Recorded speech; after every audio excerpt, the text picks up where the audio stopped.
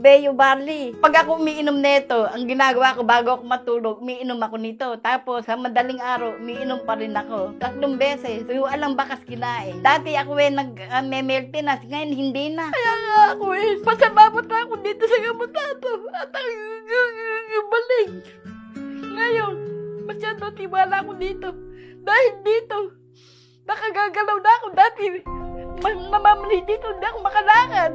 Ngayon, wala na masakit dito, wala na masakit dito. Pati ulo ko magaan.